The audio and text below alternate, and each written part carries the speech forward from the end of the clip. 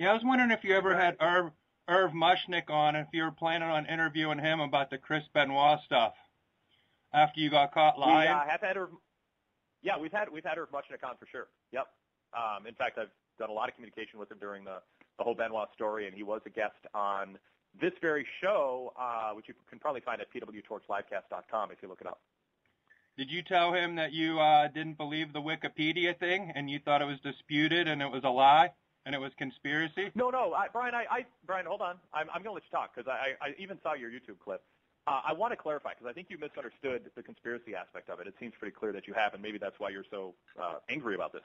I'm not saying that news people didn't report that Wikipedia, that there was a report of Chris Benoit's death before his body was found on Wikipedia, and I should have been clear with that, and that probably is what led to you being frustrated by me. That is a fact. That's a fact. When I use the term conspiracy theory, maybe that term is overused.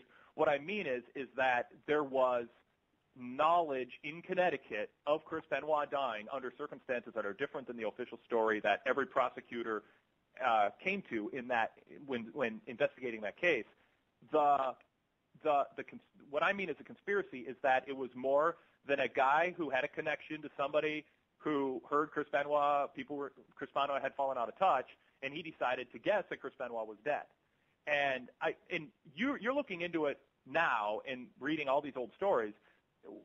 What is most compelling to you, and what is your theory based on reading about this? Because I never was disputing, and I feel bad if you thought that there was a Wikipedia report that Chris Benoit died or was dead before people knew that he was dead on Monday.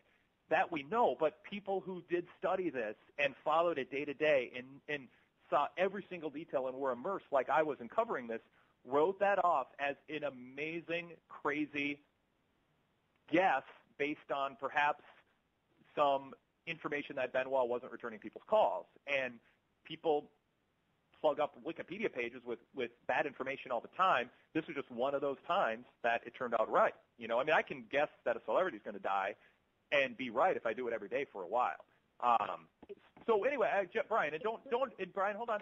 I don't want you to be angry with me, and I don't want you to take the tone that you take, because I do want to have a discussion with you on it. But I know you didn't like it when I said learn more about it than just this, because there's so much more to learn about it. And I think when you get the complete picture, you realize there's an overwhelming amount of information that just kind of points towards this is a weird coincidence that this guy guessed right a day before Benoit's body was found. Go ahead. The floor is yours for a minute. Yeah, Mushnick also said there was another post from Australia right around the same time that changed the Wikipedia page, and that kid also went in and cleared up Chavo's webpage that night, which the police never questioned him about. This is all from Mushnick. And he also said the next day when the police showed up at Benoit's house that there was two wrestlers there that were working for WWF at the time. So who were those guys at Benoit's house already when the police got there? Mushnick had a whole chapter on it. No, I know. I talk to Irv regularly. I email with Irv regularly. He's been on the show. Trust me, I'm not part of some, there's a story out there and the Torch is trying to cover it up. Nobody was more interested in all of these things.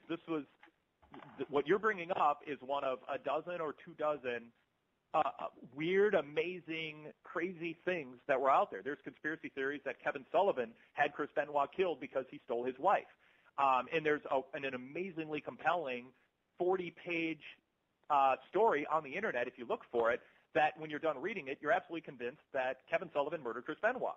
But then when you learn all the other facts that are just kind of more plain and obvious, I shouldn't say plain and obvious, I'm trying to think of the right wording here, that are more documented and verifiable and official that don't seem suspicious, you start to kind of find yourself going back to the most obvious story is the right story. But it's a fascinating thing. Brian, I didn't mean when I said go VIP, I want $1. I want you to spend $10 or $1. It wasn't like that makes a difference in my life.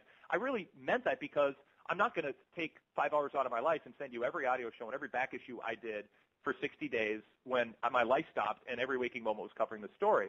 But you sound passionately interested in this, and you've clung to one of the most sensationalistic aspects of it, and it's fascinating. And we did cover this, and it's on the VIP side, and we covered it in depth in our audio shows. When this story came out, we talked all about Chavo. We talked about the Wikipedia page. It was all fresh in my mind then, and it's all there for you if you care about this subject like you do. You call the show, you put up a YouTube video bashing me because of the way I answered your questions. You have passion for this. You're not going to find more in-depth coverage, including in any book, than what we did at the time. So that's why I said that. And I don't know if you've done it or not. I don't care if I get your $10 or not, but I'm not going to take time out of my day to send you everything we did. If you care about the story, educate yourself and inform yourself on every dimension of this, and then come back to me and we can have a conversation about every aspect of the story, not just this Wikipedia thing, which I know is fascinating. And there may be things out there that should be more talked about and should be uncovered. It's not part of my day-to-day job right now. I'm pretty satisfied with where our coverage left off when we did in-depth coverage. And, Brian, you call on Interview Friday. I wish you would call on a day when we didn't have a guest, because the reason that you think I'm blowing you off is this is a time for guests, not a time to talk about a story that's sold. That's what other days of the week are for when we don't have guests. And I've given you more time than I think is fair to our guest, Chris DeJoseph, today. So I'll give you a couple seconds to wrap up, and then I'm going to go to Chris on this, and then we're going to move on. Yeah, I just wanted to know what you thought of that Wikipedia thing, if you thought it was a coincidence, because Mushnick takes the exact opposite, since the WWE had people stationed at Benoit's house the next day when the police showed up. I never heard you mention that. That's kind of weird, Did you read my dude. coverage of it? The WWE Right. has a timeline, and none of this other stuff falls into their timeline. Brian, I know you don't like when I say this, over but that. No, I'm not. I immerse. There is. You haven't signed up for $1 to go VIP and immerse yourself in our coverage. I assume that's the case based on your questioning of this. Why? I read Mushnick's book. It's online, and I read everything. I read all the mainstream stuff, the same place you got your information. Where did you get your information from? You got it from the mainstream news. Do you want to know who was calling me every day during that story? Yes. Those reporters. So I'm not sitting here trying to I'm not trying to sit here and boost my position here, but if you go through the Torch coverage at that time, and our audio shows, you'll hear me reference, hey, yeah, today this newspaper reporter called me, and this is what we had to say. Today this producer with this 24-hour news network called me, and I spent an hour on the phone trying to talk them through these details and help them make sense of it.